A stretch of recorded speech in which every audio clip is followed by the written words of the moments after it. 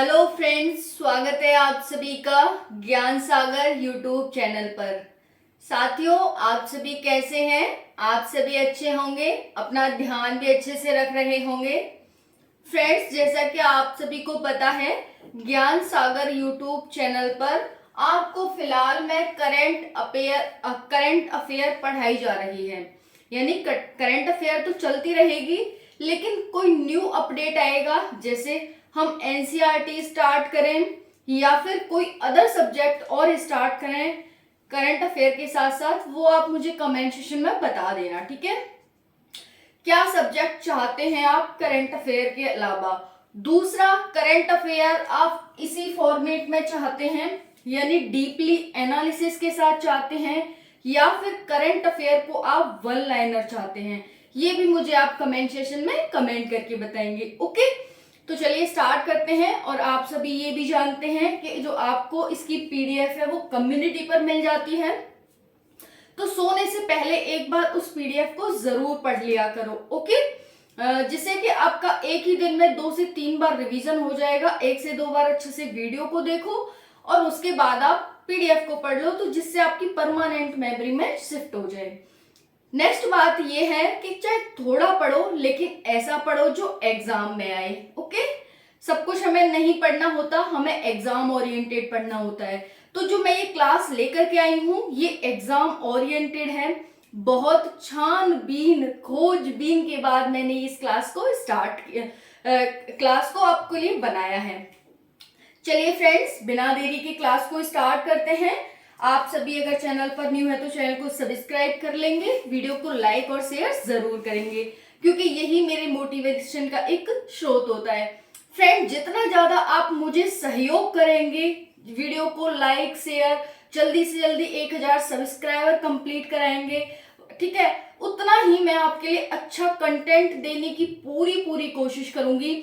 मुझसे जितना बन पड़ेगा मैं मेहनत करने के लिए मैं तैयार हूं। लेकिन फ्रेंड्स, आपको ये सब करना होगा, लाइक शेयर सब्सक्राइब। ओके, यही मेरे मोटिवेशन का एक स्रोत है।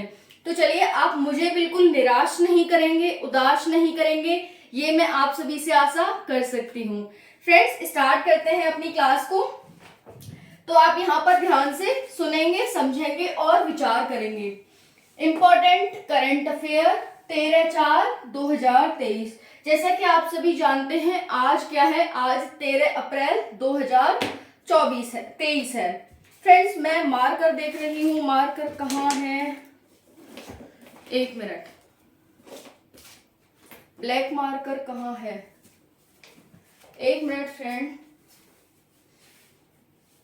चलो कोई नहीं, हम ना इसी से काम चला लेंगे, फिलहाल के लिए कहीं गुम हो गया है। चलिए स्टार्ट करते हैं अपनी क्लास को। प्यारी सी सुंदर सी क्लास है जो कि मैंने आप सभी के लिए बनाई है। Important current affairs for all competitive exams. तो चलिए, पहला क्वेश्चन आप सभी को दिखाई दे रहा है, विजिबल है।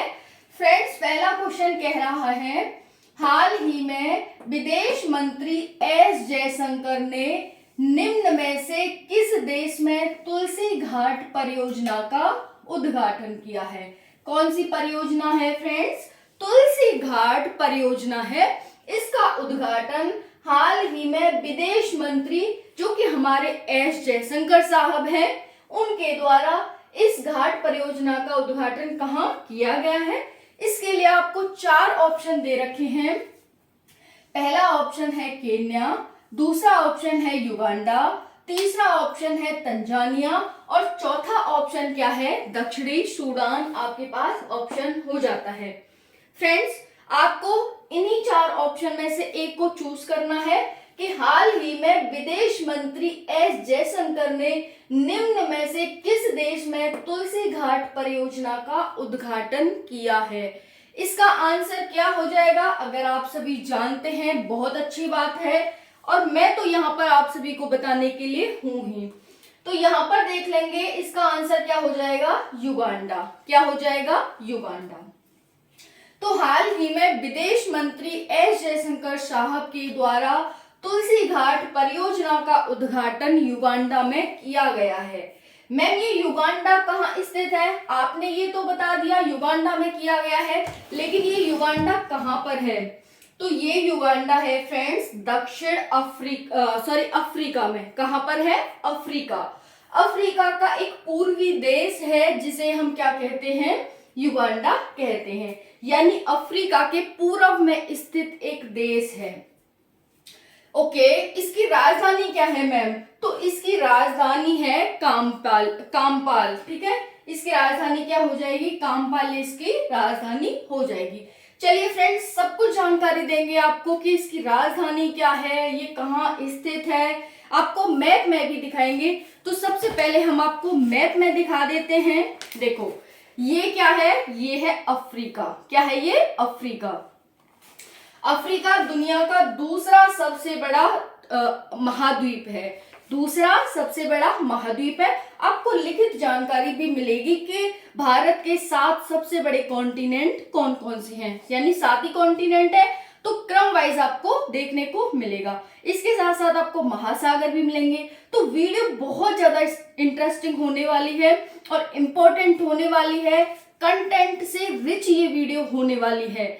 आपके लिए कहने को सिर्फ ये एक क्वेश्चन होगा, लेकिन इसमें कंटेंट इतना है कि एग्जाम आपसे यहीं से 2-4 क्वेश्चन बना लेगा फ्रेंड्स। ओके, तो पूछा क्या जाएगा आपसे? वही पूछा जाएगा जो करंट में होगा।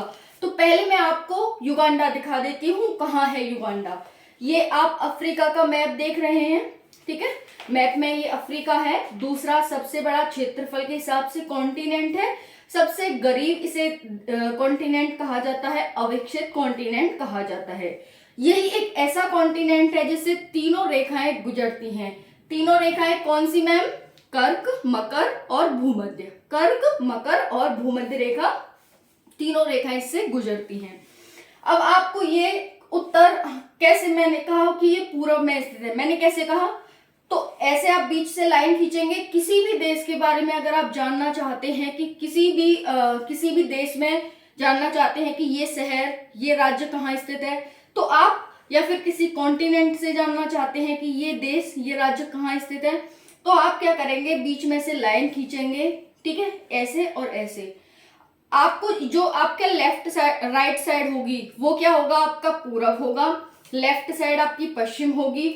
जो सर का साइड होगा वो उत्तर होगा। जो पैरों का साइड होगा वो दक्षिण होगा। ठीक है, क्योंकि इसे हमने एक स्टेबल कर दिया कि कभी आप ऐसे खड़े हो जाते हो तो कहोगे कि मैम अभी तो पूरब था, यानी हमारा लेफ्ट इधर, मतलब इधर पूरब था। इसीलिए हमने क्या कहा कि अगर आप घूमते हो तो आपका राइट हैंड साइड कैसे घूम रहा है? ऐसे घूम रहा है। तो वैसे ही आपको दिशाओं का ज्ञान होता है। Is that clear? तो यहाँ पर ये हो गया, यहाँ पर ये हो गया। अब मैंने क्या कहा? युगांडा कहाँ है? देखो यहाँ पर आप सभी को दिखाई दे रहा है युगांडा। ये रहा युगांडा। ओके, तो ये वाला जो देश है वो युगांडा है और इसके पूर्व में स्थित है। आप देख सकते हैं इसके पूर्व में। क्लियर हो गया? तो हम इसी की बात कर रहे हैं फ्रेंड्स। तो यहाँ पर हमारा राइट आंसर क्या हो जाएगा? युगांडा में तुलसी घाट परियोजना का उद्घाटन किया गया है। सारी जानकारी देंगे आपको। तुलसी घाट परियोजना क्या है, किसने किया है, एवरीथिंग। तो देखो व्याख्या यानी एक्सप्लेनेशन देखते हैं। 10 अप्रैल, किसको? 10 अप्रैल को कंपाला इसकी राजधानी है युगांडा की। तो कंपाला यात्रा के दौरान 10 अप्रैल कंपाला यात्रा के दौरान, जो कि 3 दिवसीय यात्रा थी। किसकी यात्रा थी? तो यहाँ पर देखेंगे जयशंकर साहब की। किसकी थी? जयशंकर साहब की। जयशंकर साहब कौन है? हमारे विदेश मंत्री हैं, यानी भारत के विदेश मंत्री हैं एस जयशंकर साहब। इन्होंने 10 अप्रैल को 3 दिवसीय यात्रा की। कहाँ की? कंपाला की, जो कि युगांडा की राजधानी है। इन्होंने, जयशंकर ने ट्विटर के माध्यम से दुनिया के सबसे पुराने जीवित शहर को और सुंदर बनाने में योगदान दिया। दुनिया का सबसे पुराना जीवित शहर और सुंदर बनाने में योगदान दिया। क्या करके? इस परियोजना का उद्घाटन करके, कि भाई ये दुनिया का सबसे पुराना शहर है, इसे सबसे ज्यादा सुंदर बनाने की आवश्यकता है। इसी के तहत इन्होंने तुलसी घाट परियोजना की स्थापना की। तो तुलसी घाट परियोजना की स्थापना क्यों की गई, किस उद्देश्य से की गई? क्योंकि सबसे पुराने शहर को इन्हें सुंदर बनाना है, इसलिए की गई। किसने की? एस जयशंकर ने की। एस जयशंकर ने कहां से की? तो ये कंपाला गए थे, युगांडा। राजधानी गए थे उसकी कंपाला, युगांडा की। 3 दिवसीय यात्रा पे गए थे, वहां पर जाके इन्होंने इसकी स्थापना, परियोजना का उद्घाटन किया। युगांडा को 2025 तक अफ्रीका की ओर से गुट निरपेक्ष आंदोलन का नेतृत्व करने के लिए चुना गया है। इसको, युगांडा को, जिसकी हम बात कर रहे हैं, जिसमें तुलसी घाट परियोजना का उद्घाटन किया गया है। तो युगांडा को 2022 से 2025 तक अफ्रीका की ओर से गुट निरपेक्ष आंदोलन, कौन सा आंदोलन? गुट निरपेक्ष, वही आंदोलन जिसे नाम से जाना जाता है, NAM, जिसकी स्थापना जवाहरलाल नेहरू और अन्य देशों ने मिलकर के की थी। तो उसी की क्या करेगा, ये नेतृत्व करने वाला है। जब कोई देश किसी आंदोलन का या फिर किसी का अध्यक्ष बनने वाला हो तो उसमें साफ सफाई, सुंदरता तो होनी चाहिए। क्लियर हो गया? जैसा कि अभी आपने सुना होगा, पेरू को एक खेल से बाहर कर दिया गया है, ठीक है, करंट की न्यूज है। तो वैसे ही क्या है, इसी के चलते यहाँ पर, क्योंकि ये पुराना भी शहर है और दूसरा बात ये गुट निरपेक्ष आंदोलन का नेतृत्व भी कर रहा है, इसीलिए इसे सुंदर बनाना जरूरी है और इसीलिए परियोजना का उद्घाटन किया गया है। वाराणसी की तुलसी घाट बहाली परियोजना ओवरसीज के लिए, जो वाराणसी की तुलसी घाट परियोजना है वो किसके लिए है? ओवरसीज के लिए। ओवरसीज क्या होते हैं? ऐसे भारतीय नागरिक या फिर जो भारतीय नागरिक नहीं भी हैं, वो दुनिया में रह रहे हैं, उन्हें एस जयशंकर साहब ने निमंत्रण दिया कि भाई आप वाराणसी आना मत भूल जाना, आपको वाराणसी जरूर आना है। ओके, चलिए, तो यहाँ पर ये हो गया ओवरसीज के लिए, मतलब इसको खोल दिया गया है कि भाई ओवरसीज यहाँ पर ज्यादा से ज्यादा आए। नेक्स्ट देखते हैं, तुलसी घाट बहाली परियोजना वाराणसी के उन घाटों में से एक है। तुलसी घाट वाराणसी के उन घाटों में से एक है जिसका नाम कवि तुलसीदास के नाम पर रखा गया है। मोस्ट इंपॉर्टेंट हो जाता है, एग्जामिनर आपसे पूछ सकता है कि ऐसा कौन सा घाट है, क्योंकि करंट में है तो पूछ सकता है आपसे, ठीक है।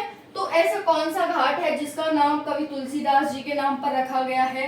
तो उनमें से, यानी बहुत सारे हैं, उनमें से एक तुलसी घाट भी है। तो तुलसी घाट का मतलब ये वो तुलसी माता जैसे पेड़ होता है ना तुलसी का, वो वाला तुलसी घाट नहीं है, बल्कि जिन्होंने हनुमान चालीसा, रामचरितमानस लिखी थी वो तुलसीदास है ये, और इनके नाम पर इस घाट का नाम रखा गया है, क्योंकि जो तुलसीदास थे ये यहीं पर रहा करते थे, यहीं पर रह करके इन्होंने रामचरितमानस और हनुमान चालीसा लिखी थी, इसीलिए इस घाट का नाम तुलसी घाट पड़ गया। तो ध्यान रखेंगे, वाराणसी के उन घाटों में से एक है जिसका नाम कवि तुलसीदास के नाम पर रखा गया है।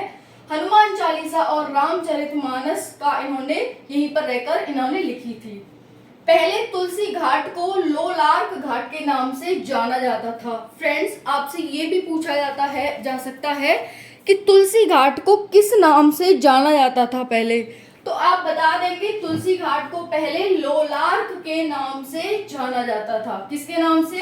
लोलार्क घाट के नाम से जाना जाता था। 1941 में उद्योगपति बलदेव दास बिड़ला द्वारा तुलसी घाट को सीमेंटेड कराया गया था। किसके द्वारा? तो यहाँ पर उद्योगपति थे बलदेव दास बिड़ला, इनके द्वारा इसे सीमेंटेड यानी पक्का, ठीक है, वो इसे कराया गया था, एकदम प्लास्टर करा दिया गया था। तो यहाँ पर हो जाता है, पहले तुलसी घाट को लोलार्क घाट के नाम से जाना जाता था। एग्जामिनर आपसे पूछ सकता है कि लोलार्क घाट किसको जाना जाता है, या फिर तुलसीदास घाट का पुराना नाम क्या था? आप बता देंगे लोलार्क घाट। अब यहाँ पर युगांडा के बारे में कुछ जानकारी प्राप्त कर लेते हैं। फ्रेंड्स, हमने तुलसी घाट परियोजना के बारे में ऑलरेडी बहुत सारी जानकारी ले ली है। तुलसी घाट परियोजना कहाँ पर स्थित है, तुलसी घाट कहाँ स्थित है, तुलसी घाट परियोजना कहाँ पर स्टार्ट की गई है, इसका तुलसी घाट नाम क्यों पड़ा, किसके द्वारा इसका नींव रखी गई है, इसका उद्घाटन किया गया है। ओके, बाकी ये जो हाँ ठीक है, और क्यों किया गया है, अफ्रीका के देश में इसका उद्घाटन क्यों किया गया है, क्योंकि ये गुट निरपेक्ष आंदोलन का नेतृत्व करेगा। और दूसरा कारण ये है कि ये दुनिया की सबसे पुरानी सभ्यता में से, और ये दुनिया की सबसे जीवित पुराने जीवित शहर में से एक है, इसीलिए इसे सुंदर बनाने के लिए इसका उद्घाटन किया गया है। ओके, तुलसी घाट का नाम तुलसी घाट क्यों पड़ा? तुलसीदास के नाम पर। तुलसीदास ने क्या क्या लिखा था, किया था, देख सकते हैं। पहले तुलसी घाट को लोलार्क घाट के नाम से जानते थे। 1941 में उद्योगपति बलदेव दास बिरला के द्वारा तुलसी घाट को सीमेंटेड कराया गया था। अब युगांडा के बारे में जानते हैं। युगांडा पूर्वी, देखो मैंने सब कुछ आपको बता दिया है, लेकिन आप ऑन द पेपर देख सकते हैं, ठीक है। युगांडा पूर्वी अफ्रीका में लैंडलॉक कंट्री है, यानी लैंडलॉक का मतलब होता है पानी से बिल्कुल टच नहीं है ये। हालांकि यहाँ होके नील और जो हमारी नील नदी है वो यहाँ होके जा रही है, लेकिन भाई पानी से ये टच नहीं हो रही, इसीलिए इसे क्या कहा गया है? लैंडलॉक कंट्री कहा गया है। तो पूर्वी अफ्रीका में लैंडलॉक कंट्री है। राजधानी और सबसे बड़ा शहर, यानी जो इसकी राजधानी है वो सबसे बड़ा शहर भी है, इसका नाम कंपाला है। ओके, चलिए नेक्स्ट देखते हैं। आधिकारिक भाषाएं क्या है यहाँ की? अंग्रेजी और स्पेनिश है। क्या है? अंग्रेजी और स्वाहिली, सॉरी स्पेनिश नहीं, स्वाहिली। तो आधिकारिक भाषाएं अंग्रेजी और स्वाहिली हो जाएंगी। राष्ट्रपति यहाँ के योवेरी मुसेवेनी है। योवेरी मुसेवेनी यहाँ के राष्ट्रपति हैं। और यहाँ के जो प्रधानमंत्री हैं वो हैं रोबिनाह नबंजा। रोबिनाह नबंजा यहाँ के क्या हो जाएंगे? प्रधानमंत्री हो जाएंगे। तो राष्ट्रपति और प्रधानमंत्री आप ध्यान रख लेंगे। अफ्रीका सेकंड लार्जेस्ट कॉन्टिनेंट है। किसका सेकंड लार्जेस्ट कॉन्टिनेंट है? तो दुनिया का। पहले पर कौन है? एशिया। चलिए अब आपको ये भी दिखा देते हैं। यहाँ पर देखो, अब यहाँ पर आप एशिया, अफ्रीका, ये यहाँ पर आपको दिखाई दे रहे हैं। फ्रेंड्स यहाँ पर देख सकते हैं दुनिया का सबसे बड़ा कॉन्टिनेंट कौन सा है क्षेत्रफल के हिसाब से? एशिया, दूसरे पर अफ्रीका, तीसरे पर नॉर्थ अमेरिका, यानी सबसे बड़ा क्या है? एशिया। दूसरे नंबर पर अफ्रीका, तीसरे नंबर पर नॉर्थ अमेरिका, चौथे नंबर पर साउथ अमेरिका, पांचवें नंबर पर अंटार्कटिका, छठवें नंबर पर यूरोप और सातवें नंबर पर ऑस्ट्रेलिया। क्लियर हो गया फ्रेंड्स? चलिए मैं आपको दिखा देती हूँ, क्योंकि दिखाना जरूरी होता है। दिखाने से क्या होता है? हमारे माइंड में सेट हो जाती है। अभी तक बातें सिर्फ ख्यालों पुलावों में चल रही हैं, लेकिन उसे धरातल पर उतारना जरूरी है। तो आप देख सकते हैं ये यहाँ पर एशिया है, ये एशिया है, ये पूरा, ये अफ्रीका है जिसके बारे में हम बात कर रहे हैं, ये यूरोप है, ये नॉर्थ अमेरिका है, ये साउथ अमेरिका है और ये ऑस्ट्रेलिया है। क्लियर हो गया फ्रेंड्स? तो 1 2 3 4 5 6 और यहाँ पर ये अंटार्कटिका है नीचे। 7 कॉन्टिनेंट हमारे हो जाते हैं। 7 ही कॉन्टिनेंट है दुनिया में। महासागर की बात कर लेते हैं। जब कॉन्टिनेंट की बात आई है तो यहाँ पर आपको 5 महासागर देखने को मिलेंगे। पहला है प्रशांत महासागर, जो कि सबसे बड़ा महासागर भी है। कहाँ पर है प्रशांत महासागर? ये दोनों अमेरिका, जो उत्तरी अमेरिका दक्षिणी अमेरिका है, इनके कहाँ पर है? तो इनके पश्चिम, पूर्व की साइड, सॉरी पश्चिम की साइड हो जाएगा। पूर्व भी कह सकते हैं, पश्चिम भी कह सकते हैं, ठीक है, क्योंकि पृथ्वी गोल है। तो अभी हम क्या कह लेते हैं? अभी हम इनके पश्चिम की साइड कह लेते हैं, ठीक है। तो यहाँ पर इनकी पश्चिम की साइड हो जाएगा। अब हम बात, और यहाँ पर भी हो जाएगा इधर की साइड, ठीक है। जो हमारे ये जापान वगैरह है, चाइना, रशिया है, इनके यहाँ पर भी ये हो जाता है। उसके बाद ये हमारा नॉर्थ अटलांटिक है, ये साउथ अटलांटिक है, यानी एक ही है। ऊपर वाले को नॉर्थ, जो नॉर्थ में है उसे नॉर्थ कह दिया, जो नीचे है उसे साउथ कह दिया। ओके, तो अटलांटिक महासागर। उसके बाद है हिंद महासागर। हिंद कहाँ है? पहला ऐसा कॉन्टिनेंट है जिसका नाम, पहला ऐसा ओशन है जिसका नाम किसी देश के नाम पर पड़ा है। कौन सा देश है वो? भारत, यानी हिंदुस्तान। हिंदुस्तान के नाम पर इसका नाम हिंद महासागर पड़ा हुआ है। तो हिंद देख लेंगे। उसके बाद अंटार्कटिक देख लेंगे। तो अंटार्कटिक कहाँ है? यहाँ पर अंटार्कटिक यहाँ पर हो जाएगा नीचे, ये आपको दिख रहा है अंटार्कटिक, ठीक है। और यहाँ पर हो जाएगा ऊपर आर्कटिक। ओके, तो यहाँ पर ये आर्कटिक हो गया। इस तरह से 5 महासागर है। और यहाँ पर ये, इसे पैसा के नाम से याद कर सकते हैं। पैसा, PAISA, PAISA, इस तरह से इसे याद कर सकते हैं। ओके फ्रेंड्स, चलिए अब बात कर लेते हैं नेक्स्ट की। नेक्स्ट हमारा क्वेश्चन है फ्रेंड्स, हाल ही में चुनाव आयोग के द्वारा, क्या कह रहा है क्वेश्चन? हाल ही में चुनाव आयोग के द्वारा, चलिए बात कर लेते हैं। हाल ही में चुनाव आयोग के द्वारा किस पार्टी को राष्ट्रीय पार्टी का दर्जा दिया गया है? ऑप्शन ए एनसीपी यानी जिसे रासपा कहा जाता है, ऑप्शन बी जिसे आप एएपी यानी आप कहा जाता है, ऑप्शन सी सीपीआई जिसे भाकपा कहा जाता है, ऑप्शन डी नोटा यानी कि नॉन ऑफ द अबव। तो आपको बताना है कि कौन सी पार्टी है जिसे हाल ही में चुनाव आयोग के द्वारा राष्ट्रीय पार्टी का दर्जा दिया गया है। फ्रेंड्स, इस वीडियो में हम जानेंगे राष्ट्रीय पार्टी होती क्या है, राष्ट्रीय पार्टी होने के क्या लाभ हैं और किसी भी पार्टी को राष्ट्रीय पार्टी का दर्जा कैसे दिया जाता है, कैसे देता है, किस आधार पर देता है, क्या उसकी योग्यता है जिसके आधार पर वो किसी भी पार्टी को राष्ट्रीय पार्टी का दर्जा देता है। 4 ऑप्शन आपको दिख रहे हैं यहाँ पर, तो इसका आंसर क्या हो जाएगा? इसका आंसर हो जाएगा ऑप्शन नंबर बी, यानी आपको हाल ही में चुनाव आयोग के द्वारा राष्ट्रीय पार्टी का दर्जा दिया गया है। आप वही जिस केजरीवाल की जो पार्टी है उसी को हम आप पार्टी कहते हैं। देखो, राष्ट्रीय पार्टी बनने के लिए शर्तें यानी कंडीशन, कोई भी पार्टी राष्ट्रीय पार्टी कब बन सकती है, इसके लिए कुछ टर्म एंड कंडीशंस हैं जो कि आपको फुलफिल करनी होंगी। उसके बाद ही आप राष्ट्रीय पार्टी का दर्जा प्राप्त कर सकते हैं, यानी आप राष्ट्रीय पार्टी कहलाने के एलिजिबल हो जाएंगे। पहली है ए यहाँ पर देखेंगे ए पॉइंट, लोकसभा। एलएस का मतलब लोकसभा और वीएस का मतलब विधानसभा। ओके, लोकसभा या विधानसभा चुनाव में किन्हीं 4 अथवा अधिक राज्यों में कुल डाले गए वैध मतों का 6% मत प्राप्त करना जरूरी है।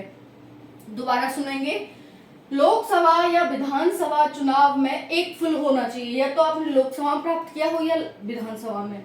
लोकसभा या विधानसभा चुनाव में किन्हीं 4 यानी कि किन्हीं 4 लोकसभा विधानसभा चुनाव हो रहे हैं, तो किन्हीं 4 राज्यों में आपको कुल डाले गए वैध मतों का 6% मत प्राप्त करना जरूरी है। आप 100% में से 6% मत प्राप्त करेंगे। पहली कंडीशन हो गई ये। दूसरी कंडीशन है, किसी एक राज्य अथवा राज्यों से विधानसभा की कम से कम 4 सीटें जीतनी जरूरी हैं। किसी एक राज्य अथवा राज्यों से, या तो एक राज्य या फिर एक से ज्यादा राज्यों से विधानसभा की कम से कम 4 सीटें आपने जीती हों। एक राज्य, या तो एक राज्य से जीती हों या फिर एक से अधिक राज्य से आपको 4 सीट जीतनी है। चाहे एक राज्य से जीतो चाहे फिर अधिक राज्यों से जीतो, कोई फर्क नहीं पड़ता। तो पहला हो गया लोकसभा या विधानसभा, दोनों में से किसी में प्राप्त कर सकते हैं। दूसरा ये कंडीशन, ये तो आपको करना ही, यहाँ तो ऑप्शनल है, यहाँ पर आपको एक ही है कि किसी राज्य या राज्यों में से 4% सीटें प्राप्त करना जरूरी है, विधानसभा चुनाव में। तीसरा यहाँ पर शर्त ये है कि लोकसभा में 2% सीटें हासिल करना 3 विभिन्न राज्यों से, यानी 3 अलग अलग राज्यों से आपने लोकसभा में 2% सीट हासिल की हो। आपको मत मिल गए वो तो ठीक है, अगर आपने जैसे मान के चलो ये 2 ऑप्शनल है, या तो इसमें कराओ या इसमें कराओ। अब मान के चलो, अब आप कहेंगे मैम जो ऊपर लोकसभा मिल जाएगा तो नीचे तीसरी कंडीशन किस लिए है, समझो। यहाँ पर ये कहा है, अगर देखो इन दोनों में से किसी में ले सकते हो। सपोज दैट आपने इसमें ले लिया, लोकसभा में आपको 6% मत मिल गए, लेकिन क्या आपको 2% सीट हासिल हुई है? जो टोटल सीट है लोकसभा में, क्या उसकी 2% सीट आपको हासिल हुई है? क्लियर हो गया? ये यहाँ पर कहा गया है। तो ये आपको 3 विभिन्न राज्यों से 2% सीट हासिल करना जरूरी है। एक या एक से अधिक राज्य से विधानसभा चुनाव में 4 सीटें प्राप्त करना जरूरी है। लोकसभा या विधानसभा चुनाव में किन्हीं 4 राज्यों से आपको 6% मत प्राप्त करना जरूरी है। शर्तें पूरी, जैसे अब जो आप सरकार को मिला है, जो आप एक पार्टी है उसको राष्ट्रीय पार्टी का दर्जा मिला है, तो इन्होंने क्या किया, जो 4 राज्यों से इन्हें क्या करना होता है, 4 राज्यों से इन्हें 6% मत प्राप्त करना होता है, वो इन्होंने फुलफिल कर दिया। कैसे? दिल्ली, गोवा, पंजाब, गुजरात, ठीक है, इनमें मिल चुकी हैं इन्हें। लोकसभा में 2% सीटें हासिल हैं और किसी राज्य या अधिक राज्यों में 4% इन्होंने सीटें भी प्राप्त कर ली है लोकसभा में, ठीक है, विधानसभा में सॉरी, ठीक है। तो ये सारी इसने फुलफिल कर दी थी। अब देखो मान्यता का क्या अर्थ होता है। किसी भी पार्टी को राष्ट्रीय पार्टी का दर्जा मिल जाता है या फिर राष्ट्रीय पार्टी बनने के लिए वो चुनाव आयोग को अपनी अर्जी देते हैं, लाइन में लगे रहते हैं कि भाई हमें राष्ट्रीय पार्टी बनाओ, हमें राष्ट्रीय पार्टी बनाओ। पर मैम ये तो बताओ इसका मतलब होता क्या है, क्यों राष्ट्रीय पार्टी बनाने के लिए लोग इतने लाइन में लगे रहते हैं, चुनाव आयोग पे बार बार अर्जी भेजते हैं, भाई हमें राष्ट्रीय पार्टी का दर्जा दो। मैम करेंगे क्या ये राष्ट्रीय पार्टी का चुनाव, तो ये वैसे भी लड़ रहे हैं। तो देखो वही आपको देखना है कि इसका फायदा क्या होता है राष्ट्रीय पार्टी बनने का। देखो यहाँ पर पार्टी सभी राज्यों व यूटीज में चुनाव लड़ सकती है। जब कोई भी पार्टी राष्ट्रीय पार्टी बन जाती है तो सिर्फ वो एक राज्य तक सीमित न होकर बल्कि पूरे भारत में फैल जाती है।